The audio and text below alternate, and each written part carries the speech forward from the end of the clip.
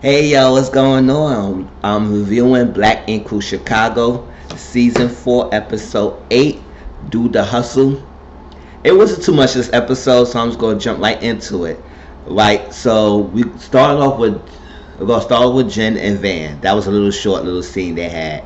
Remember, last week, Van got a call from his bro and saying that he saw Jen at the club, whatever, and Jen is cheating on him. Now he having a hard time with this, so he blew up last time, and he said realized he should have just talked to her. So he gave her some time. He ghosted her, was not responding to her calls, was not responding to her texts. Gives her a few times to himself. So when he finally reached out back to her, he decided to talk to her, and he said he had no alcohol, no drugs, no nothing in his system, that he could just sit down, talk to her sober, that he won't blow up. So she arrived there, and he told us that yes, after I came, I didn't handle the situation correctly, that I blew up on her and stuff. Sorry, y'all. That I blew up on her. I should calm down. And then she came to my house, took some belongings, and read a message. He said, I definitely have to talk to her. So when they sat down and talked, he started just talking to Carl. He sat there calm, and she said, I would never do this to you. Like, I love you so much. I would never put you in harm's way. I would never do anything that would intentionally hurt you. And he said that I'm having a hard time because you had cheated on me before. And I said, I don't remember what she cheated. I remember there was a lot of accusation before, and she was dealing with this guy. And that was the situation he's referring to. I don't know if it was anything before that, but and she said no, I never cheated on you. I didn't do it. Van said that his bro is a reputable source. It's very valuable. He knows him. He could be trusted. So he would not tell him anything that is false. I don't know. I don't know his bro. I don't know, and he know his bro more than anything else. So maybe his bro is valuable. But sometimes I feel like if somebody tell me things, I need to see it myself. If I don't see it myself, I cannot really believe it 100%. Because if it's not true, then you look like the asshole for keep your distance, not talking to your spouse, not working it out. But he said, you know what, I love you, Jen, but I love you too much, enough to let you go. And he just got up and walked out. They screamed at her or nothing. I walked out. She started crying and things. I said, I guess we see later on how that go about. But right now, they are in a break. I don't know. He completely broken off with her. Looked like he did. But I guess time will tell in the future in the season whether or not they can make it back and get back together. But right now, they're on a break. Now, I'm going to skip to Ashley and Dawn. So, we have Ashley panicking about her son. Said her son is got red on one side of his body or something like that. Or his part of his body is all red. Took him to the hospital. Dawn told us that when he was trying to give his son a bath, he said his son is wild, he's all over the place and everything. When he turned around to get his towel to drop his son, the son splashed some hot water on him and it burned him. Now I was like, if you give a kid a bath, why are you doing so much hot water and everything? But I don't know. But just glad they went to the hospital, they talked it out, and Ashley decided that her decision to move to Texas was the last one, and maybe she decided that maybe she needed to come back to Chicago and co-parenting with Dawn. Because she said the kids need to be together, and separating them was not a good idea. So she realized that going to Texas was not good for her family, basically. And thank God the baby is okay, because that is damaging. I don't know what I would do or how I'll freak out. Maybe I'll freak out just like Ashley, that my son got these red marks on him and it's burning and you can't do anything about it. So you gotta take him to the hospital. But good thing that he's okay. They say it was not enough to stay and keep him over 24 hours. So it was like less than 24 hours he was at the hospital. They let him go. So he's good and he's good. I said thank God. I said next time be careful. Now put some hot water, not something damaging that will mark your son's body. Try to be careful next time. But it was good. So I decided to sit down and talk. The kids was asleep, and Ashley said, I have been thinking a lot about this, and maybe I should come home and come back to Chicago and let us co-parenting. Even though our relationship is not good right now and we on a break, our kids cannot suffer. So basically, she's doing this for the kids.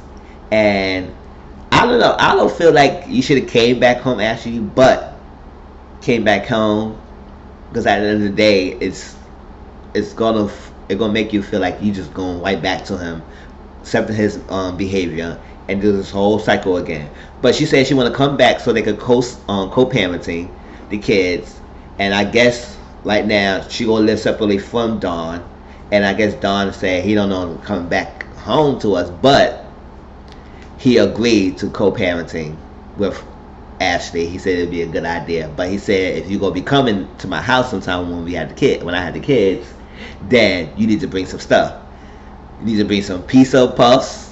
And she started laughing. She said no, salad. He said no, you come to my house, you gotta bring some pizza puffs, you need some ice cream, and I like to have a clean house, so you gotta bring some Fabiosos. And she said okay, but she said her rule is when we get together, we should not be arguing. We need to have the benefit of the kids.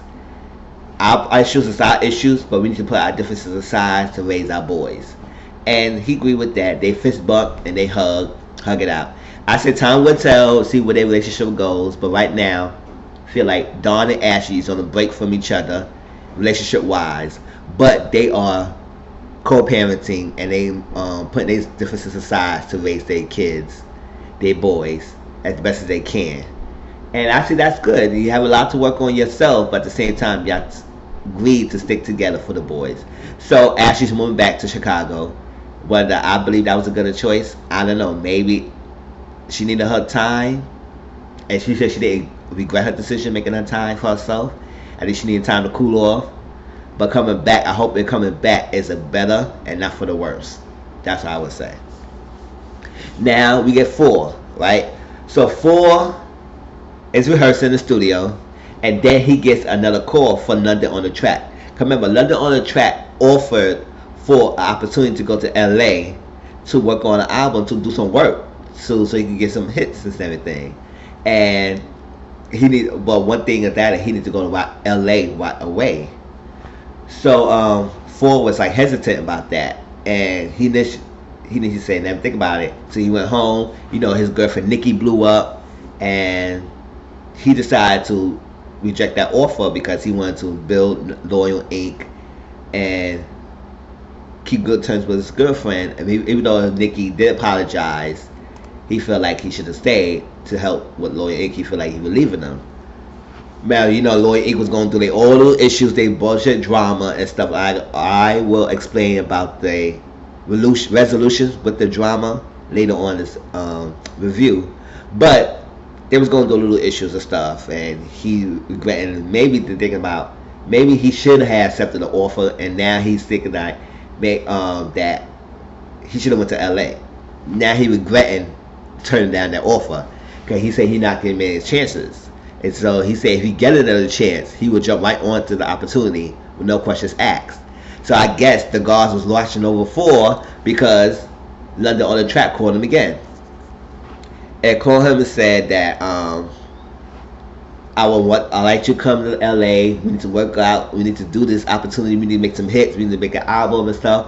Let's come to LA. But I'm gonna get you a flight and I'm gonna fly you down here. I guess the next day or something. He said I need to come right away. He said, listen, that's what London on the Track told him. He said, you know what? I'm not gonna be your father. I'm not your parent. You're not my child. I'm gonna give you the opportunity to come here. If you don't accept it, you don't accept it.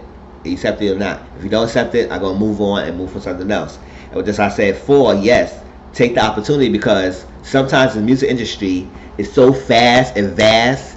You need to take it while it's hot. Now, London on the Track offered you one time and you rejected it. Some people were like, so you know what? He not serious, so I'm not offering him again. But someone maybe reach out one more time to see if you will say yes again. So he reached out again, and Ford decided, you know what? I'm going to take this opportunity. And I said that's good because you're not getting many chances. He came to you twice.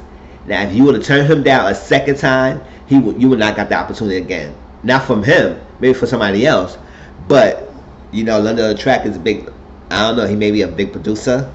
Maybe he know other people, and they will talk and they connect with other people, and that he will go around telling people that for is not serious. He's turning down my offers. Maybe the other producers will not reach out to him. So maybe he should just do this offer and see how it is. Whether he make it work. If not, it's all on 4. And 4 said it himself. He said if he turn this down, and himself to blame, nobody else. So he gonna decide to do it. So later on, he tattooed his friend TJ, who been like with his team when he was performing, and his friend TJ get a tattoo all of his grandma, who passed away 2 years ago, and that's what Ford telling TJ that he might go to LA to work on his career. He said, go ahead, you gotta follow your dreams. Yes, follow your dreams while it's hot. You young, you don't have any kids, you don't have anything to hold you back.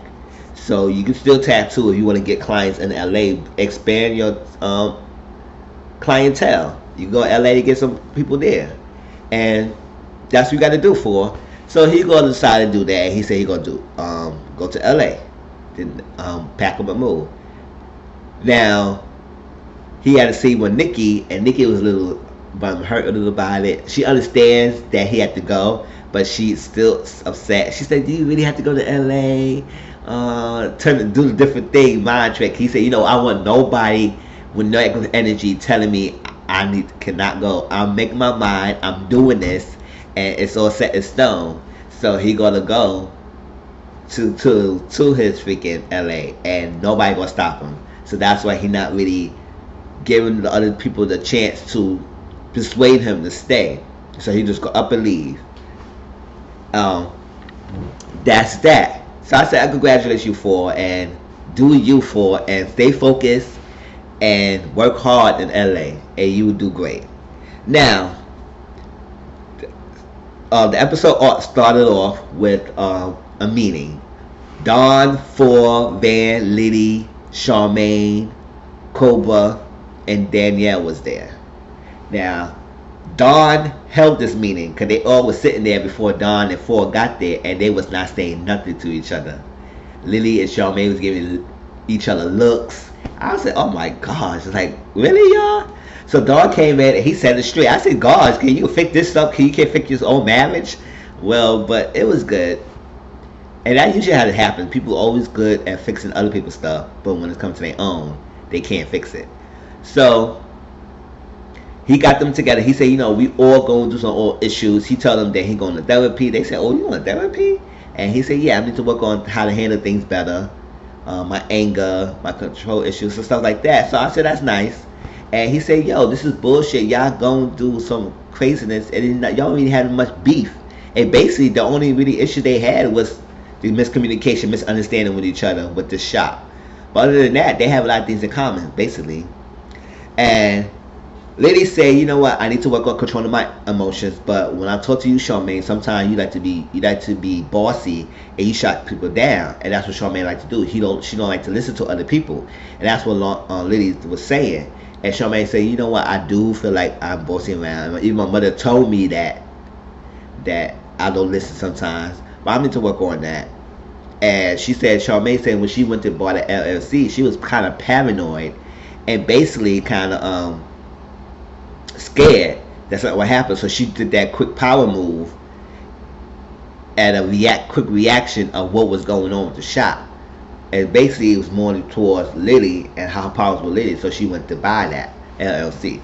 But she said, you know what? That LLC was a mistake and we should have just talked. Oh, mind you, Dawn told Danielle and Cobra to go outside. Because they said why? Because they said we need to have a meeting with the 5 original members. I said, thank you. When you have a meeting and you need to talk, that's how you sit down and talk. As adults, y'all need to sit down and talk and listen to each other and make decisions as a group. And ain't no outside people should be coming in and influencing the decisions. So if you had major decisions and made meetings, any people who is not the original 5 owners or official 5 members who decided to open the shop together cannot be there. So I like that Dawn kicked them out. And they had a talk. They sit down and talk, and they worked it out. Charmaine got the LLC, and they decided to burn it. They burned the LLC, said up in flames. And Dawn said, you know what, now we got this shelter, can we have a real grand opening? I say, yes, have a grand opening. Hey. Now, I forgot. Charmaine is working on the WGCI, and she'd only do the weekends. So she's trying to get more money because she said the weekends are not enough, and Loyal Inc. is starting back open again, so they're not making a lot of money yet. So she needs to have some coins. So she went there to the shop, making cookies and cupcakes and coffee, giving people cupcakes and stuff. And one girl said, "Who is that?" And I was like, "Wow." Cupcakes and stuff like that. And she went to see her boss. I forgot her boss name, but went to see her boss. And he said, "What are you going on?" He's diabetic, so he couldn't eat the cupcakes. I said diabetic could eat sugar, but maybe he can't eat too much of that. So she said no. And she said he said, "You here, you want something?" And she said she trying to get her job for the week. And she said, "I can't have you working a week." But he came around, he said, "You know what? I see you serious and you coming around and you loud and you know all that stuff like that." Because Charmaine is loud and about. She said, "Why are you so loud? You so turned up." She got bad energy. And she gave an idea about doing freaking field work and having field interviews. And he said, she's kind of serious. So you know what? I don't have no full-time permanent spot for you, but you could fill in for some morning shows and some other people primetime shows, and you can work your way there. And she said that's a good start. That's a good opportunity, and she just could work her way. Besides weekends, she could work her way into her freaking full-time prime spot. That's where she want to go. That's what she want to do. So she just took what she got to take and just left. So she did this interview with Tom Capone. Well, that's her name, Tone Capone, who's another radio host at the WGCI, and I guess he's well known in Chicago. And they had a co-hosting, and they interviewed Nipsey Hussle. And Nipsey Hussle's story is that he been doing mixtape for a long time, for 8 or 9 years, hustling his mixtape until he finally got his album. And he's happy for that, and it's blowing, and you can get it on iTunes, Apple, Spotify, everything, any other streaming network you can get it from.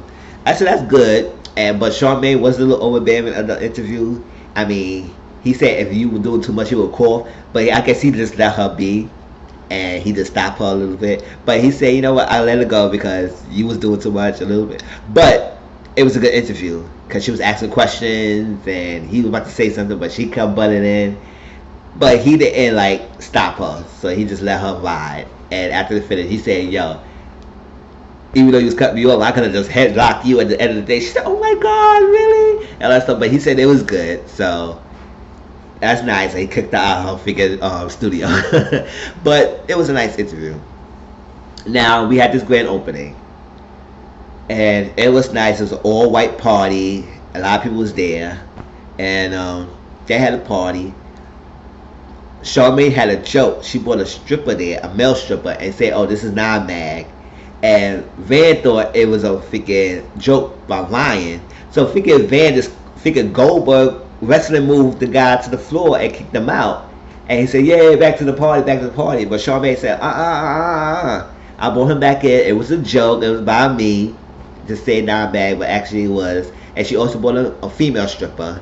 And they were stripping and having a good time. And Van said, "You know what? She should have started off with the female stripper. I'll be distracted and even worried about the freaking male dancer."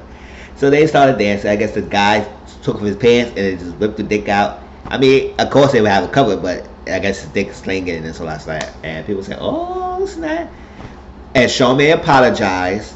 She apologized to Liddy and Reese, and she said, "If y'all accept my apology, we're gonna move on and squash this beef." And so I guess they decided to move on. But then Ford was looking around. He said, "You know what? I'm doing the same thing as Ryan because I'm leaving the group, but I had to do what I had to do." So Ford having a party, sitting down, chilling, relaxing, mellowing, and then he went to the door and he left out, and he gonna go to LA. But that was the episode. Hope y'all enjoyed this review. Please like, comment, subscribe to my channel. My name is Tom Mizzle. My channel is Mizzle14. I'll talk to y'all later. Peace.